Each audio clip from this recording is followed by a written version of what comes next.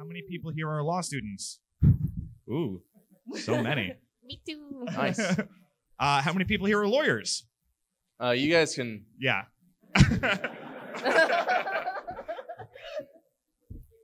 For Totally. sure. I was hoping it would be. Yeah. Can you Photoshop hair on me? All right.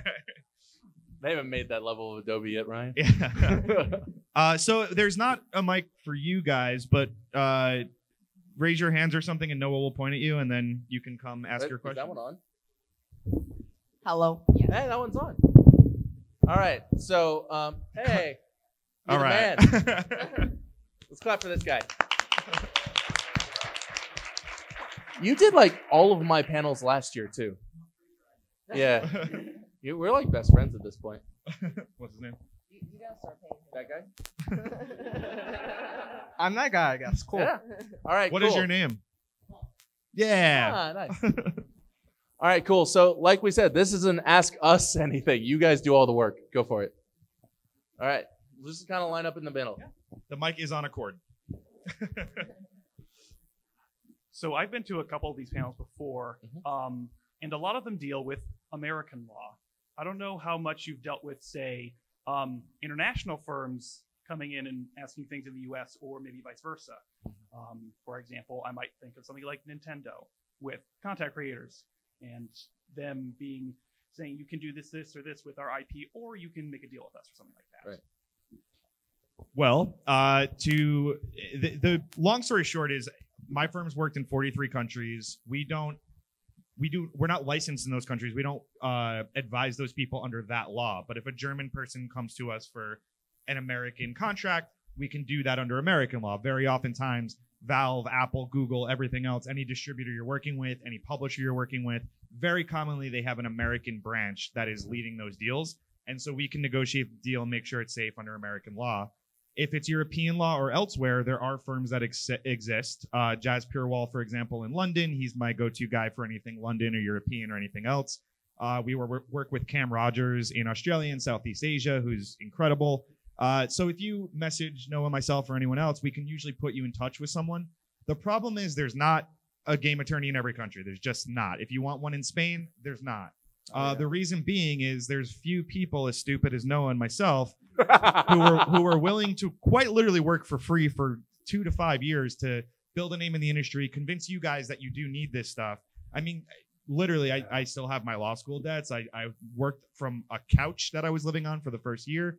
This isn't quite a lucrative business yet, so there's not a lot of attorneys who are jumping into it. It's getting there, but the giant companies have in-house attorneys. You guys don't. That's why it's better to work with someone who might not be from your area but can work with co-counsel in your country and help you that way. And if you're American trying to do business elsewhere, normally we recommend doing it under American law because that is where all the distributors and publishers and everything else are. And plus, that's where your lawyers are, or they will be. Yeah. Awesome. And thank you for coming to the other panels. 43 countries. Bitch. That's awesome. So this might be one specific question. Sure. But we actually run a kind of a hobbyist channel group, and we've been really careful with music. We actually got permission from a specific license from a person who they said basically as long as you have permission, it's okay, which we did. We got a response said, yeah, go ahead. Thank you for including us. Maybe a week later, they actually end up monetizing our channel anyway for that specific video. Yeah. Now, I know it's kind of like a hard question when, in terms of monetization for channels. So that's specific facts, and we're not answering it, but we will answer generally the idea there. I got you generally. So this isn't for you. This is for everyone else. You're not allowed to listen, but just kidding. But Noah is modest also, but he quite literally is one of the top authorities in music law within the video game and streaming industry. So I will let you take that. Yeah, so they gave you permission, which is, they gave you the license, but probably was revocable. This is just basic contract stuff. They allowed you to use it. How do you say revocable? Revocable. Yeah. Interesting. I thought I was the only one. Yeah, you also say Mario. We're going to talk about that later. All right. So it's a me, Mario. Right. But so to answer your question, it was likely a revocable license. God Dang it, Ryan. You're gonna think of that forever. All day. And so what they did by monetizing your content was revoke that license. However, you could reach out to them. Don't know if you have, or generally you could reach out to somebody and see if there was a mistake or something, because typically content ID, that could be an automatic process. And so Well, I have a slight follow-up answer before that, because one of the biggest problems we find is kind of exactly what your situation that didn't happen and hypothetically happened did. You message an artist you really like on Facebook, let's say, and say, hey, love your band, man, love your music, can I use it? He says, sure, awesome, love the arts, happy to help. Turns out he doesn't own his music. He's signed to a record label or a distributor or somebody who does, and they come after you and monetize and destroy you. That happens constantly. So make sure whoever's granting you rights has the right to grant the rights. And for example, the famous song God's Plan, made famous by Ninja, not Drake, has 53 rights holders. And so if only one of them gives you a license, then the other 52 have not licensed, and therefore you don't have complete license, can't use it. Is it, and this is kind of like a future question, is it just easier to commission an artist to make a song for your channel? That way you don't run into the situation? Almost 100% of the time, yes. Okay. But if you do that, make sure you have a proper agreement, because if you this isn't just music, this is everything. If you hire an artist or a programmer or anyone else and you say, here's $5,000, do the art for my game, and they say sure, and they do the art and they give it to you, you pay them the $5,000, everybody's happy. All that's happened is they've given you a revocable license for that work. And years later, if your game blows up, they can come back and say, by the way, I still own all that art. Now give me 50% of your profits, or you can take it down. Make sure your contract says they're assigning the rights for you as a work for hire, because contractors do not automatically assign rights. Yeah, bub. Dinah, you have to answer the next one. Oh, no. You're good. You have to answer the next one. Okay. How's it going? Good. How about you? All right, doing all right. Have a hypothetical question. Oh, Sure. good. So Is it Fortnite- general? Um, Just kidding. Go. the actual problem is general, but I'm gonna like set up the scenario with No, you're some good. label. So Fortnite is blowing up. Oh, Free to the play game. dances? Everyone's it's not the dances. It's the fact that people are paying for the dances. They're paying for like their hats or whatnot. So that's fine for now. Let's say Is it though? 5 years down. 5 years down the line, let's say Epic Games decides to say, let's make particular machines. We're not into games anymore. They shut down their servers, and all those in-game assets that people paid for flip out of existence.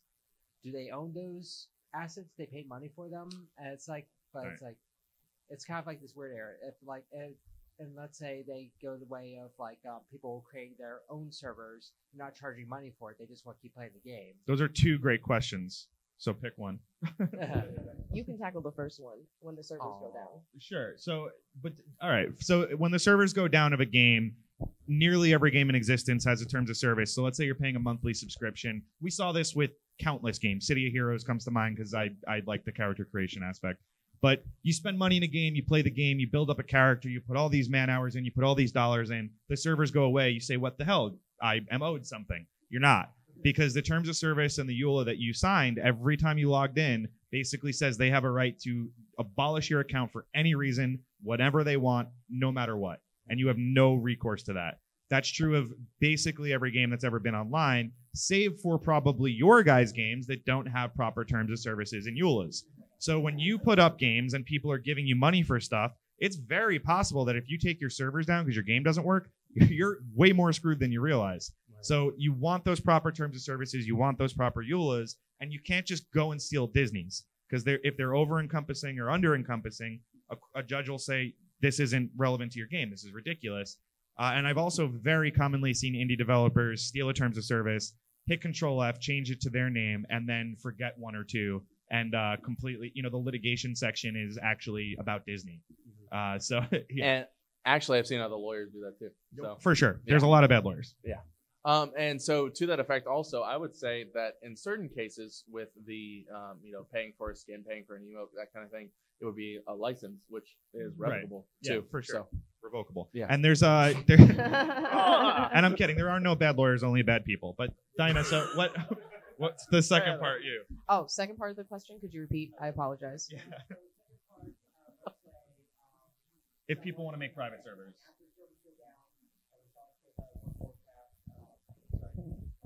So let's say that we saw this for World of Warcraft. Say like a fan after servers go down decides that they're going to create their own Flash skin server so that people can keep playing. They're not paying for anything. They just want to keep playing the game, and the server's already down from the main company. Is that like? I'm pretty sure the company can still come back and say you can't do that. Yeah, they can definitely come back and say you can't do that. Yeah. I don't. When I was a law student, I would not know any of these answers. So you're, Yeah. I was gonna say You are I fired, know though, for for a fact not. you can't do that. But to explain why specifically you can't do that, I can't really pull it sure, out. and I think that is the right answer and the right reaction. I mean, it's always good too for the lawyers that you're working with to start from a place of that's not okay, you can't do that, and then Yep. figure out maybe together, okay, you can, but here's why. Yeah. And the reality is you can't do that because if World of Warcraft, for example, they shut down their servers, or like what WoW did, they evolved past vanilla. You could no longer play the original game of WoW. So a bunch of fans said, this doesn't exist anymore. We're going to put it up. No harm to them. Doesn't exist. Two things. One, it does harm them. It's stealing players. And two, they own the copyright, so they can absolutely tell you to go to hell. You have no right to an abandoned game to play it yourself. Oh, Right. can I add? So, Sure. if you guys remember, and correct me if I'm wrong on this, but I believe the DMCA was amended recently, right? To where basically you can only have servers, or not servers, but you can basically have, for example, World of Warcraft, but like offline mode. I don't know if that's a thing. I didn't play World of Yeah. Warcraft. I was a RuneScape person, but basically you can. A person of culture, but but basically, you And can they leave. only play the game in offline mode for archival purposes. So a library can have that running, and you can play it in the library. And I guess like a classroom can have that, and you can do that. But you as a person, like you as an individual, cannot say you're saving it for archival uses. So Good job, Diana. thank you. which has huge ramifications on the ROM community. But let's go. We got a long line. Get out of here with your double Thanks, questions. Thank you. Hello there. What's up? I actually have a small question about what he just talked about. Oh, good. Where's the legal standings on abandonware? Like a company that completely went under, the license is no longer held by any individual. The games How do are you just- know that? Somebody That might is have a bought very that good IP. question. That is a very good question. But So- what if what if the research has been done, the company is defunct, no one holds the proper license anymore. It's just like a piece of void software out in the ether. What is the legal things that can be done with said software? I would say that if you do truly have like a situation where you've got truly abandoned in a vacuum software, man, that would be abandoned property? No. What would you say? All right, so here's a hypothetical that is most common in the video game history of the industry. Studio A makes a game. Studio A's game, me and you play, and we really like it. We think it's the most fun game we've ever played. Turns out no one else here bought it, so they move on from it. They make game B. So Studio A now has game A that you and I like, and game B that everyone else likes. Studio A now is blown up. They don't really know how to run a company at such successful levels because they were an indie studio. So they now merge, sell, whatever to Studio B. Studio B now owns Game A and Game B, but only because they wanted Game B. So they let Game A die, it disappears, you forget about it. You and I remember Game A 30 years later, and we say, I would love to remake that. I want to play it. I want it to exist again. And I remember that studio owned it. What we don't know is that second studio actually owns the rights to it. Right. And more accurately, that exact transaction has more often than not happened 30 more times. Yeah. So now it is not only impossible, but it is impossible to trace. Most of the people who would know who owns the rights never wrote it down. They didn't record anything. And that puts you in a bad position and your lawyer in a bad position of, you might get away with this. You probably should get away with this, but maybe not. To be truly abandoned in trademark world is one thing. Trademarks are abandoned. If trademarks are abandoned, they're abandoned. Yep. Copyright, on the other hand, can be there and stay strong. So Right. if you love an old game title, you can take it. You can build kind of something similar in the genre maybe, but if you're taking an old copyright, an art asset, a story, anything like that, you can't remake it unless it's public domain, which not a single video game in the world is public domain. None. The public domain day was 2 days ago, and the most works that have ever gone into the public domain in the last 20 years hit the public domain, and we're talking like Charlie Chaplin movies. Literally. Mhm. So And Copyright is what? Literally even Tetris. even Tetris, There is not a video game or TV show that exists that is a public domain right now. nothing. So Although I keep getting older every year, and eventually that's not going to be true. that's But true. Awesome. Thanks, man. Thank and you. Tetris, just because interesting call out. Tetris is one of the most litigated and litigious groups around. Really? If you make, it's one of the only games that still has patents on the game mechanics, which you can't really do anymore. You can't patent your game stuff. Tetris has it, and Tetris will go after you. I promise. I've had a lot of clients deal with that lovely group. So my question is revolving around the recent spate of YouTubers being hit with the DMCA and content ID claims. Mhm. And one of the things that's been stemming from that has been YouTube / Google sort of just standing off to the side saying, these are our algorithms running, it's up to our users of those algorithms to make the determinations and properly use them. So does YouTube in general have any roles or responsibilities beyond just creating the algorithm, and is there any legal recourse that could happen should spurious DMCAs occur? This is your life. Yeah, this is my life. So you got YouTube and Twitch, and so right now, YouTube has kind of figured out their DMCA stuff. They have safe harbor provisions, which they try and adhere to using their content ID systems and their various back-end algorithms, which are not 100% accurate, as one of my companies recently found out. So YouTube's kind of figured it out. When you submit a DMCA takedown notice, it has to be complied with, and then somebody can submit a counter notification, and it'll go back up, and then you have to provide notice that you're in litigation. On Twitch, that whole world with the DMCA and their back-end algorithms is not as figured out. For example, one of the biggest things that happened this past October was a lot of streamers on Twitch got hit with DMCAs and went down, some of the big ones. Like Kitty Plays and whatnot. And it was because there was a song that was unreleased and it was shared through direct file sharing. I'm not going to call it the company that has that direct file sharing. I really want to, but I'm not him. It's a very well-known company that almost everyone uses. So they had that file share occur, and it spread like wildfire because it's an unreleased song by a popular artist. What happened was... I heard one of those artists on this really popular music platform called Spotify. Yeah, on Spotify. Yeah. Yeah. So what happened was it was unreleased, which means that it wasn't in Twitch's algorithms yet. So typically what would happen is the song would be played and Twitch would mute the VOD. So the only way that Twitch really has to avoid and deal with the DMCA claims and avoid having to deal with all that mess is they mute the VODs. If somebody is able to live DMCA, which is coming, by the way, companies have developed the ability to live DMCA streams. They just haven't done it yet because it's a logistical nightmare. This song wasn't in the database. And so it didn't get muted in the VOD, which meant that the bots picked it up and DMCA strikes went out immediately. That was resulting in temporary bans to all these massive streamers like TSM Daquan.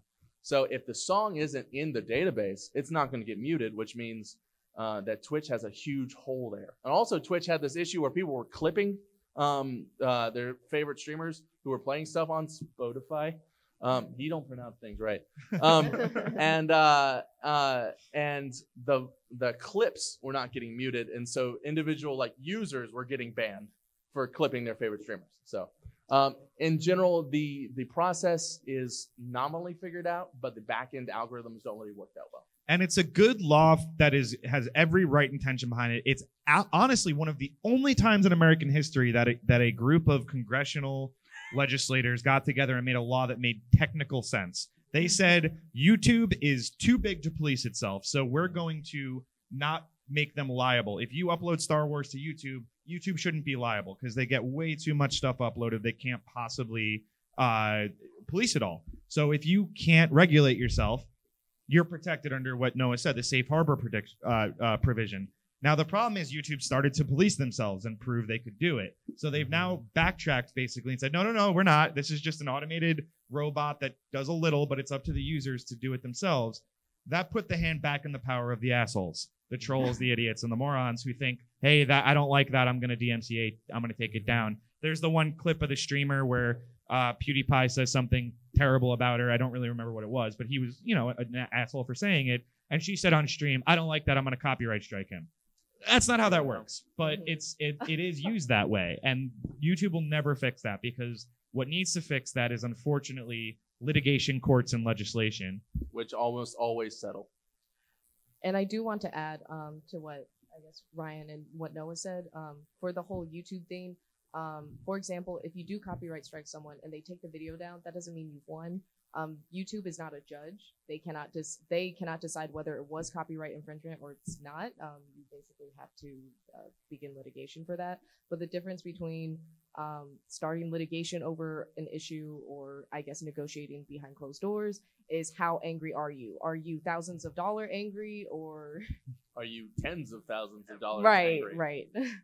Yeah, being right is great, but being right and having to sue someone and prove it is life-ruining expensive usually. That's why there's not any way right now for most of these platforms to stop the trolling problem of ridiculous DMCAs.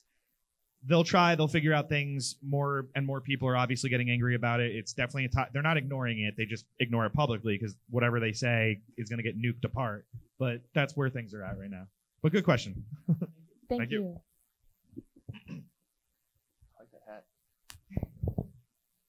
In the last few years, it seems that political correctness at both on the left and the right have gotten so extreme that it's affecting all forms of media, including video games.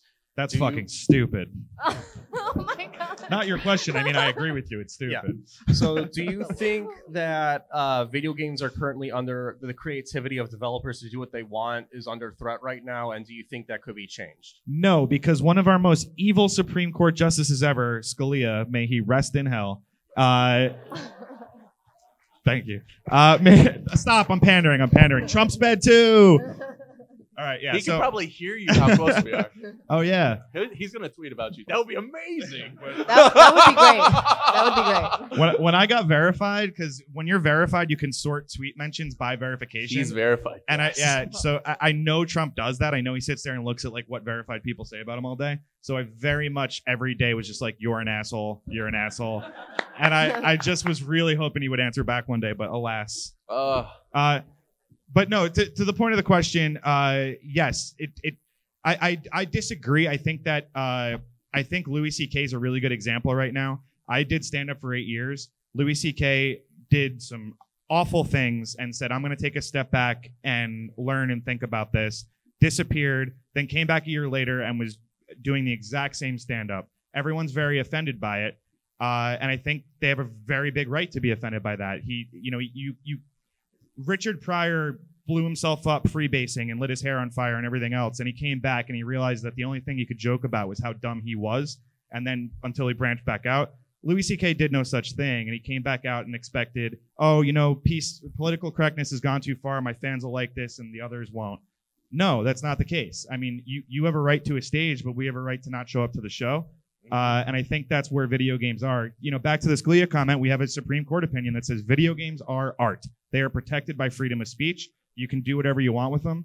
And I think that you guys have a responsibility to make games people want to play and see. And if you want to push the envelope and push a line, that's awesome. And I'm all for that. I really think that almost anything can be joked about, but you have to do it the right way. And you have to know what you're doing and talk to an audience. I agree.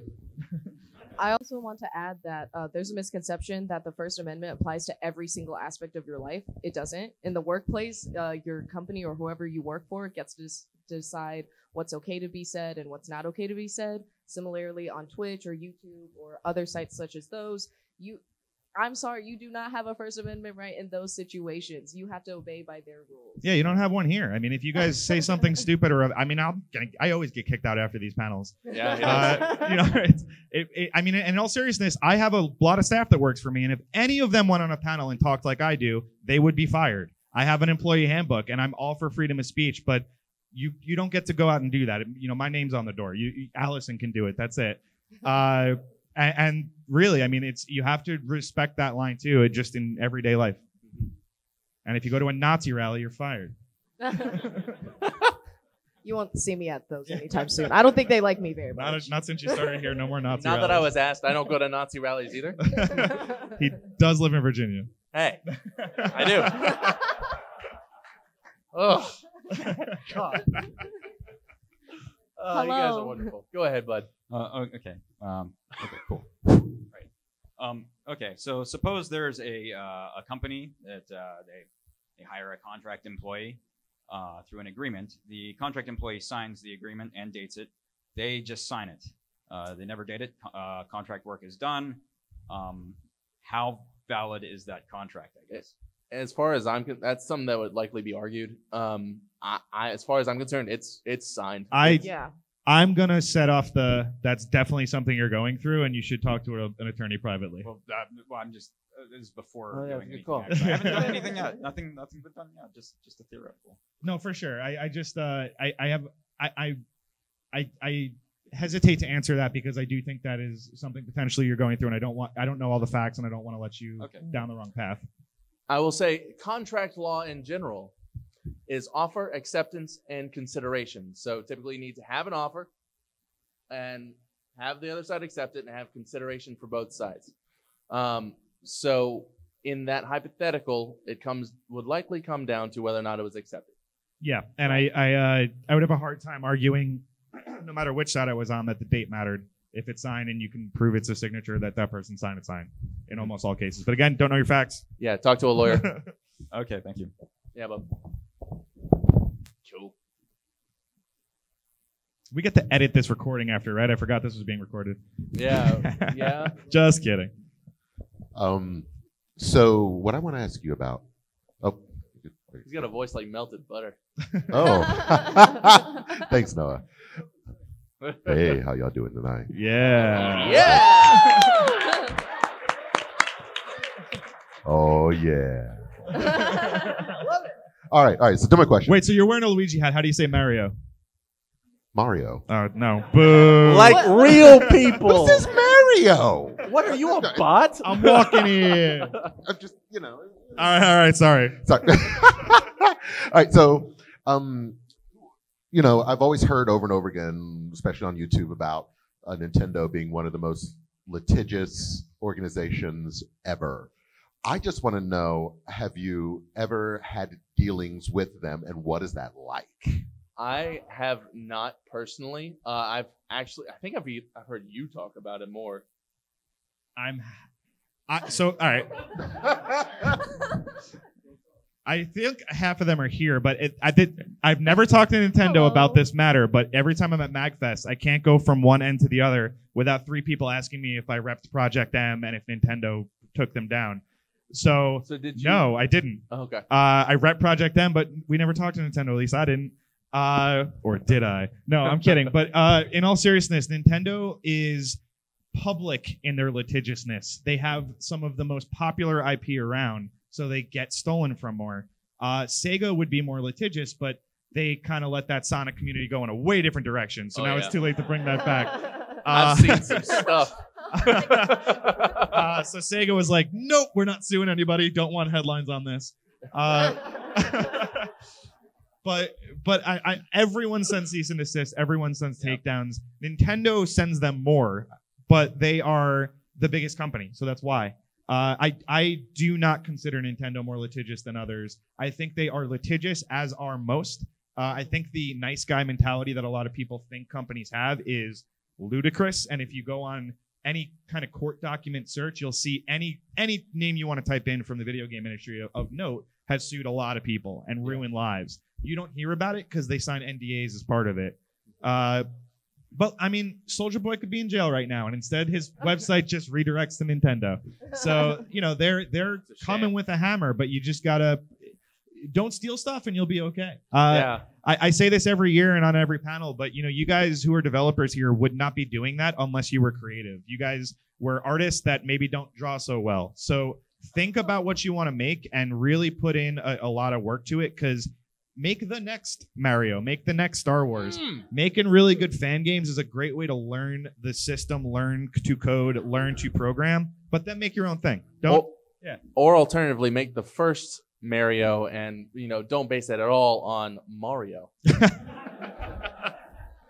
To quickly just input my experience, I've never actually worked with Nintendo either. The most I've seen is their contract between them and an independent video game developer. And all I can say is that contract is very tight. So it goes to show that you really should get, as everyone in here, if you're trying to make a game, get a good lawyer. Yeah, and to kind of echo all of that and put a bow on it, they may, like Ryan said, they may not be the most litigious, but they are the most publicly litigious. Right. Everybody sues everybody else for anything ever. You can always get sued. And it just is a matter of whether or not you have the money to do it. And so these bigger companies have more IP and they want to protect their IP, rightfully so. They've created it, they own it. And so they have the ability to enforce it, and you don't typically have the ability to defend it. So, and also unrightfully so. If they want to sue you, they'll afford it. You can't, they win. Yeah. That's it. Exactly. Thank you. No problem. Thank you. Except King. If King ever sues anyone, I will help you for free. Hi. Hello. So you've probably heard a lot recently about Bethesda and Who? Fallout 76. So I'm not asking about the specifics of the legal trouble there. No, you can because you're not Bethesda and you're not. Right. So yeah, that. But wait, he's not Bethesda? Well, but I'm saying like headlines are okay to get specific about. How much crap are they in exactly? Because I've heard some stuff about like them violating EU law, and that the EU kind of just. Yeah. Go for it. Okay. Get him, Diana. So, what specific aspect are you referring to for the Bethesda situation? Because there's a couple of situations. I'm sorry, no tea, no shade. Bethesda stepped in it. So, specifically, some of the stuff with false advertising, with the canvas bags, also accidentally doxing their people. So that was the European violation. That was the thing that violated EU law, and which the EU, unlike the United States, when they fine a company, it's not like pity pennies. It's a lot of money. Hey, we find good here too. USA. Okay. You got him started. But yeah, especially the accidental doxing and the breach of EU law, because that seems like the thing that could cost them the most money. Get him, Dinah. Okay, lightning round with the FTC part. So they probably know a lot more than I do, just putting it out there. But I will say that do we all remember No Man's Sky and what went down? Yeah. Okay, sick. So to use that to use that as an example, so although No Man's Sky, I don't believe there was actually like an FTC claim that was filed for No Man's Sky. Basically, in order for it to be, I guess, an issue, it has to be materially misleading, and I don't think there was anything that was really pursued. But there were things that were pursued in Europe. I think specifically in England, but don't quote me on that, because they did violate a law. Because in Europe, I don't want to say that their advertising law is stricter, and I don't want to say any of those things, but it kind of is. So I guess if you're able to show that what Fallout was advertising versus what they actually produced was materially misleading to consumers, and there was some kind of detriment, then you might have a case there. But in terms of EU law, this is where it gets fun. So the EU has what they call the General Data Privacy Regulations, GDPR for short. And so with the GDPR, basically every single citizen of the EU has a right to their privacy. Arguably in the US, we have a right to our privacy too. It's in our constitution. But that aside, they have a right to control their privacy. So they have a right to ask companies what they're doing with that information, to delete that information, to be like completely erased from that company, and what their data is being used for. And so the doxing is kind of a no-brainer because they didn't do anything to protect that, because in the EU, if you're going to target your video game or your product at EU consumers, you have to have a company that's built, or I guess a policy that's privacy by design. That means it has to be proactive privacy policies and not reactive. So it's not like, let's wait to accidentally dox someone and then rearrange our policy and cybersecurity measures. It's let's set up these securities measures so that this doesn't end up happening. And what can we do to make sure that not only do people consent to having their data used, consent to what data they want to be used, and we also agree to I guess, provide them with their own data and what we're doing with it, and whether they can modify or delete it. And yeah, the privacy policy stuff there is spot on. So that's exactly right. And the consumer stuff, the false advertising is slightly different. There's a very famous case, if you guys want to look it up later, because I don't know why you would, but it's Sega and Gearbox were sued for Alien. That's it. And they released all these trailers. They were at PAX and everything else, showing it off, saying, look at these awesome, look at the user interface, look at these levels, look at all the moves you can do. The game comes out, none of it exists. And under those trailers they were showing at PAX and everywhere else, it said actual gameplay footage. None of it was actual gameplay footage. So there was a class action suit against them, and the crowd went wild. Everyone said, finally, Sega and Gearbox are going to get theirs. And they did. There was a settlement, whatever. But reality is, in a class action lawsuit, no one wins except the lawyers. They make a ton of money. And that's not like a haha lawyer joke. It's true.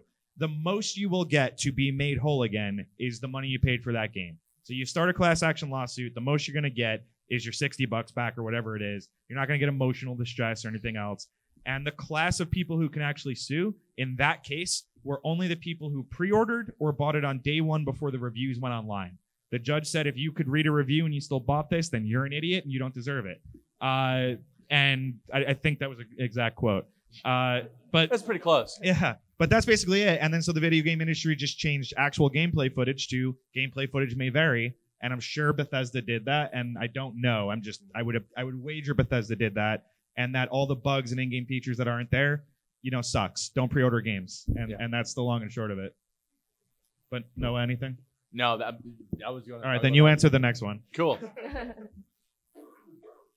I was like, perfect.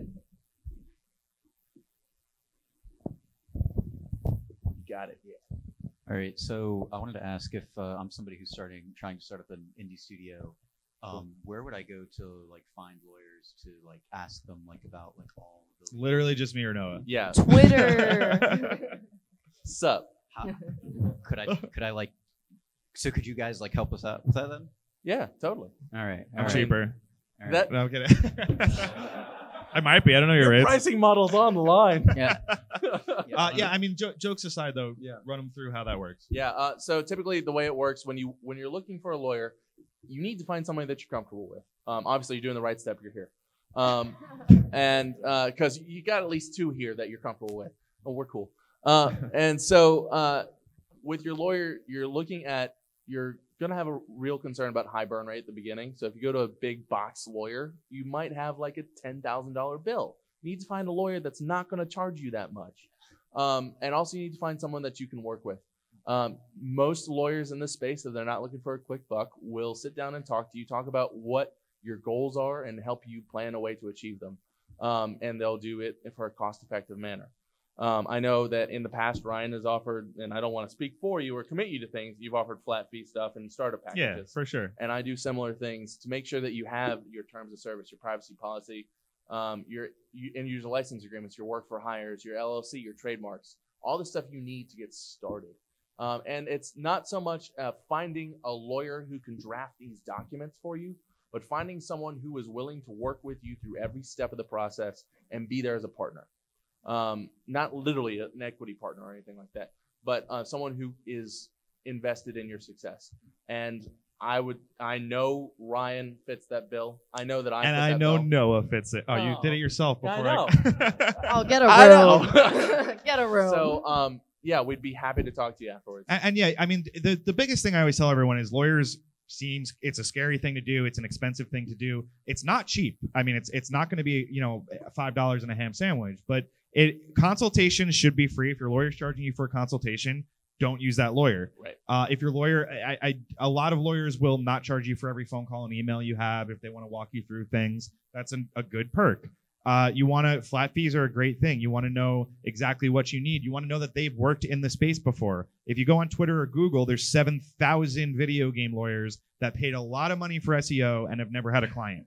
I see them all the time, and I see the contracts they do. I see the work they do, and it's abysmal. It hurts the company more than helps because they don't understand the industry. So you really want to do your homework, ask for references and referrals, and just that's the way to do it. I will tell you the one thing that I'm going to steal your thunder on this one. Don't use LegalZoom. Wait, no, I have no idea what that is. this is a panel tradition for me. Go for it. LegalZoom is terrible. If you use them, you will go to jail. And they don't have the balls to sue me. And if they do, I'm going to represent them for free. I'm just kidding. No, he's not. No, I'm not. I mean, you won't go to jail, but your life won't be good. So Yeah, I didn't even know that was a thing. about the so- same. Yeah. I've never seen someone who used the rule for me is, and this is my opinion, so it's not defamation, is that if it's too complicated where you need LegalZoom, it's complicated to get enough to get a lawyer. But do your homework first. Filing an LLC, stupidly easy. You can do it yourself if you go to your state website and figure it out. What you need a lawyer for is your operating agreement if you have more than one partner. If you have complicated equity structures, to that point, don't give away equity to an artist or something. Idiots, stop doing it. Seriously, if you have a good idea, you want to make a game, just keep your equity to yourself. You can split revenue per project. I'm making one game. I don't have an artist. I can't afford to pay one. I'll give you whatever you work out. You negotiate a rate. You split revenue on that project. You don't give equity of your company, because then if they disappear for game 2, you still owe them. And that's not good. Yeah, we have like multiple people with our studio, so that's like kind of we want to figure out like For sure. all So the rights and stuff. yeah, you and how definitely to want get a all lawyer that if you have stuff worked multiple out. people as owners, Yeah. and you want to really think about anyone you're making a partner. Don't do it because you feel bad. Don't do it because they're a friend. Partnering with someone is like marrying them. You need to make sure that you're in it for life with them. A business is a marriage. You go through your business partner's ups and downs, highs and lows. If that person's going through a divorce, you're going through a divorce too. Right. So also, if that person's going through a divorce, make sure that you got your company locked up so that their soon-to-be former spouse doesn't get any part of your company. All right, so if you guys can help out with this sort of stuff, then Yeah, Yeah, for sure. Hit us up. Thank you. I'll stick around at the end. Then maybe. Beautiful. Actually, we've worked together before, so it's perfect. That's right. Co-counsel. Hello. What's up, man? So I'm an aspiring video game developer. I haven't actually started coding anything yet, but I've got a few ideas in mind. Cool. Nice. I'm wondering what pieces of it can I copyright or patent or trademark and that type of thing. Make it. Just Start making the game. Just do it. Just do it. It's like do it. Do it. No, real talk. There's nothing you can do with an idea. It's unfortunate, but you can't protect an idea. Okay. So I mean, Donna, you want to take it on? What's the right stress? Starting the game dev journey. So, oh God. Like they said earlier, an idea is not copyrightable or protectable, but if you fix that idea in a tangible medium of expression, aka you just write it, you put it down, it's something on paper, in a document, wherever it is, it doesn't even have to be like a Word document. It could be like you just started coding your game. I mean, like all those things are going to help your case in being copyrightable. You have I guess have copyright protection as soon as it is fixed in that tangible medium. However, I still suggest registering it with a copyright office anyway, because I mean, That's good. Bring them in for the sale. Right. Yeah. You also have standing to sue people and things like that. There's benefits to having a registered copyright, but definitely you are protected as soon as it is in that medium. Right. For sure. But so one of the smartest people I know on the entire planet is sitting right there, Travis. And no, I pointed at you too. You're pretty smart too, I'm sure. But Travis back there, I'm doing a panel with him Saturday, and honestly, if you were an aspiring game dev, he gives some of the best advice around. He tweets it out here and there when he gets mad about something.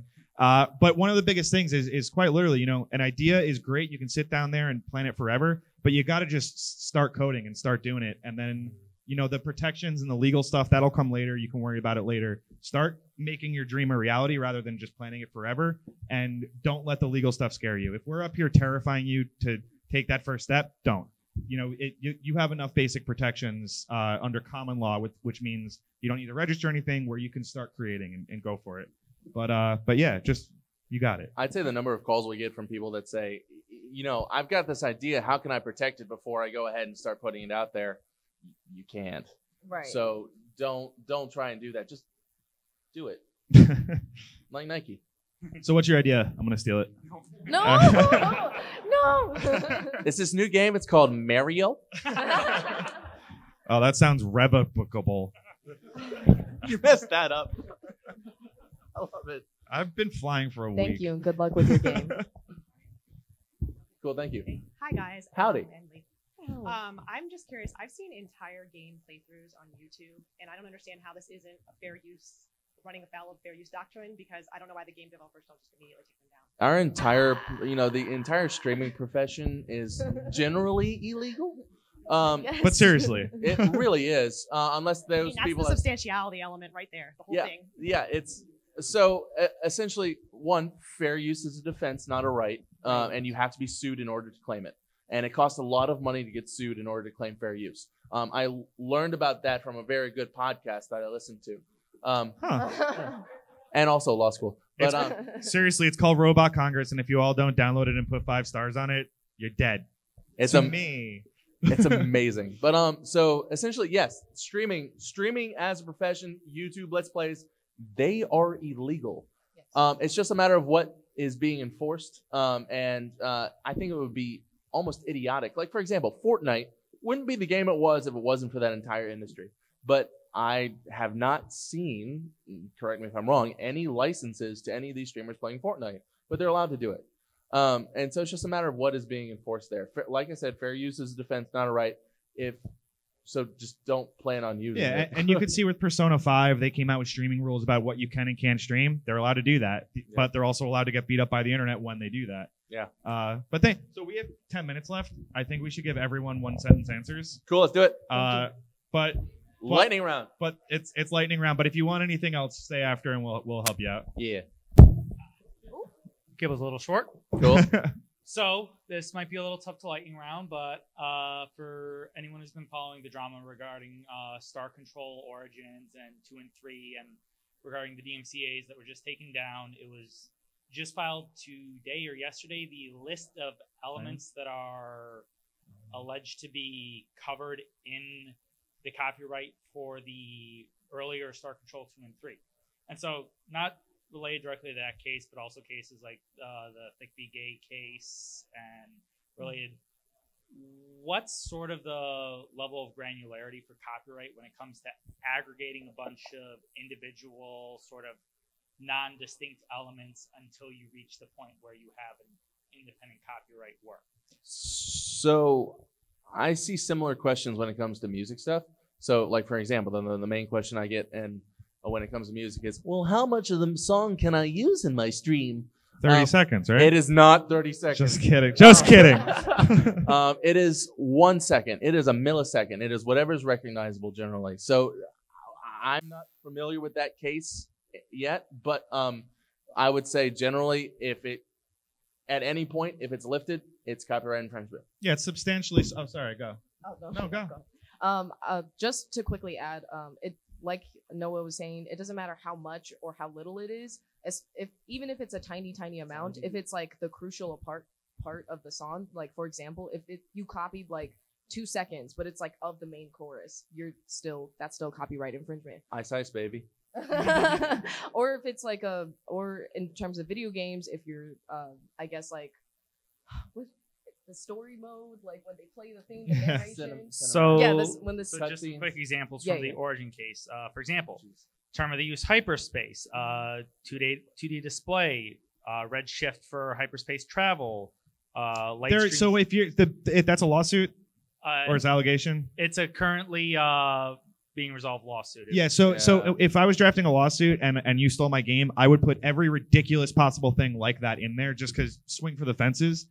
You can't trust the lawsuit to think that the lawyer probably doesn't even actually think half those are infringing. But you go for everything and you see what sticks, because judges don't know what a video game is. It's like spaghetti. Throw it at the wall. Yeah. So. But really, I mean, it's substantially similar as a test. If I look at yours and I see theirs, you're screwed. Yep. And that's the long and short of it. Cool. Yeah, Thank you. And we'll Next. be here afterwards too. So. Yeah. But now it's really lightning round because we have 6 lightning minutes. round. Let's do it. Hi, malicious. I'm just curious. What is the most ridiculous or awful legal situation you've personally seen? Oh, Jesus. Go ahead, Ryan. My friend used LegalZoom and he's in jail now. I have a client. Actually, I can talk about this. I have a client who is a music publisher. They're a label, and this is not the most ridiculous or awful. It's just the most okay for our audience. Lightning round. Yeah.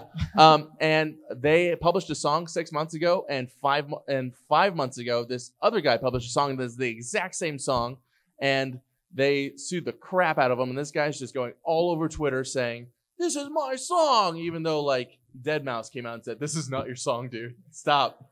So. Someone that literally just wanted to trace the sprites of a game. And yeah, I mean, I see some of the most heartbreaking, ridiculous stuff every day in a Twitter DM or a Reddit message or whatever, and it is always because some innocent, good-hearted person worked on a project without signing something, and they had everything stolen from them. Yeah. And it's infuriating, and it's not a funny answer, but it's a very real answer, and just. I don't care if you even go to a lawyer. You can write something down on a napkin. Just make sure you write something that outlines the relationship there. Never trust anyone. Everyone is an asshole. Get it in writing. Yeah. Perfect. Thank you. Thank you. Write something down on a napkin like Daredevil. Rest in peace. Daredevil. You can't put a non-attorney's name on the door. Come on, in man. New York. It's illegal. Yeah. All right. I was just gonna ask. Say somebody was to create a logo or an art piece, and they want to use it for YouTube, Twitch, Twitter, whatever. It's their logo. Sure. And another company, when you're trying to merchandise it or use it for said YouTube, Twitch, or Twitter, they say it's not yours. You don't own the copyright to it. Should you, as soon as you make it, like it's fully published, fully created it, photoshopped it, or illustrated it, and had it put out there? So logos are usually trademarked. Even if you don't get a trademark registration on it, if you are the first to use in a certain area, you have constructive use of that trademark in that area. You have like the priority basically, which just means that, for example, if you created a certain trademark logo or a certain trademark of your company, right? And your company is called Mad Dog Productions. Mad Dog Productions. Really? And you're the first person to trademark Mad Dog Productions in New York. If someone else were to come along in New York and is like, oh, like they also created Mad Dog Productions with a similar logo, you have constructive prior use. So you would be able, so you own Mad Dog Productions and it's able to use it in that entire area basically. But in order to get the reason why trademark registration is important is because you get national constructive use. So you get to use it first, Mad Dog Productions, assuming no one else has ever used it before. And the problem is if you come up with your own unique idea, there's very few unique ideas anymore that are that simple. If you name your company Mad Dog Media, confusingly similar to Angry Dog Media that you didn't know existed, but they have a trademark, they're going to come after you and shut you down. So the first thing we always do with our studios is a clearance and make sure that the name is clear to use. It's hard to do that on your own unless it's a truly unique name. Like Mad Dog Media. Yeah, right. But that's the long and short of it. And just for clarification, when you say to use... No follow-up questions in the lightning round. Oh, I was just asking for clarification. All right, go. Do you mean like if you like post on social media, like, hey, here's my logo? Yes. Yeah. Yes. But unless it's Okay. confusingly More similar to questions? something that already exists. Yeah. Yes. In commerce. More questions after the panel too. Okay. Yeah, cool. All right. Cool. You're welcome to, though. Thank What's you. up? That was a good question. Thank Thank you. Thank you. Hi. Hi. So my question, you said judges don't know about video game industry, and I completely agree. But my question is, how then do you represent a video game client or streamer, and they're doing these things that are so new age, and these judges look at you like, what? And how do you represent that client? Do you have to split it up into contract pieces and feed it to them? Yeah, so I mean, the reality is that our clients don't understand the law, and the people in charge of the law don't understand our clients. Yeah. So our main job is to be a translator almost. We have to make sure that our clients understand what they're signing and they're comfortable with it. It's not our job to make up your mind for you. I might give you advice, but it's your decision. Then it's even harder to go to the other side and teach, the judge or the opposing counsel more often what this stuff means. I joke all the time. I always know I'm going to win a negotiation if the opposing attorney calls it the Facebook or the Twitch. That's a good sign for us because they don't know what is important to them then. The lack of understanding on their part is actually a benefit for us because we can put everything into a picture that makes sense in their world that lets us get what we want, basically. Which is why you don't want to use your mom's real estate attorney to draft your publishing deal. Right. Yes. And it's actually kind of what's keeping Universal and Twitch from coming to an agreement right now about music. Right. Thank you. I know. Dropping bombs. So I guess compared to everything else, this is a semi-underwhelming question. But since you said this is not maybe necessarily a new practice, but sort of up and coming, what is the most common things you guys do in cases and deal with from your clients? My most common thing is the startup package that we do for every new indie. It is a contractor agreement, NDA, terms of service, privacy policy, trademark, and consultation on how to start your company safely and securely. That is the most common needs for our guys because they don't know what they need, and that's the biggest check. Wrap it up. All right. Do we have time for the last three or no? All right. Cool. Yeah. So basically, the startup package. MAGFest is the best. MAGFest screw is it. awesome. You're cool. Thank you so much. But if you guys have a panel at 8, you can go. We won't judge you. Not too much. I'll try to make this quick. My question is about video game mods. So, what are your guys' thoughts? Illegal. Unless the EULA says that you can do it. Fan games and mods are illegal. Unless even if you don't distribute any copyrighted files, it's all your own. Yes, so that's the most common thing. I didn't do anything copyrightable. I created my own side thing. That's a derivative work. Even if you don't utilize any of their work, if you're creating something that is quite literally derivative of theirs, they need to give the okay for it. Yes. Most do. Most companies allow mods within reason. And on the flip side of that, it doesn't matter if it's free. Fan games are still illegal if they're free. Mods are still illegal if they're free. It's all infringing unless they give the okay. Gotcha. Thank you. Good question, though. I can't believe I got this long without talking about fan games. Jesus Christ. Hi. So mine, hopefully a simple question as well, is that with the rise of digital media and everything between physical copies of disc and a digital copy of disc, is there the same legal ownership of them, differences, or is there any type of nuance between them? I don't. The reality is you used to buy, when you went to GameStop and you bought a game, you owned it. Now when you download a game online, or even if you go to GameStop and buy the game, you're not buying a game. You're buying a license to play that game on your console. That is a revocable license. When you die, you cannot pass your Steam library on into your kid. It's all just to you. There's no more used games anymore. There's a reason for that. That disc you buy is nothing. It's just a coded download. That's why you still have to wait 4 hours to play your game. So think of it this way. You've gone from owning to renting. Right. Yeah, literally. For the same great price, maybe more, though. Stop pre-ordering. Microsoft Word. And last, but certainly not least. Hi. My question is, so how MAGFest can happening? About I see the Nintendo, they never grant any license to third party. But I saw that downstairs there are a lot of Mario games. So how can that be happen? That's, I mean, yeah. Licensing. Yeah. Or if it's not licensed, can you read that? Can you imagine the headline if Nintendo was like, a bunch of our biggest fans had an event together. Right. They played Mario Party together and we shut them down and we ruined their families. PR. They don't want that. So they could do it. But They could shut MAGFest down. Kind of. I would defend them. I think. All right, we're done. All right, love you. We're done. Peace. Oh, wait, real quick. You can follow him on Twitter at Morrison. You can follow me on Twitter at My Lawyer Friend. And you can follow Diana on Twitter at DIANAQIAO. Also, one last plug before you guys leave. If we didn't get to everyone and some of you guys still have some burning legal questions, there's an awesome panel that's happening tomorrow about video game law. It's my good friend Sam Castry. It's tomorrow at 9 p.m. in the forum. Thank you so much, everyone.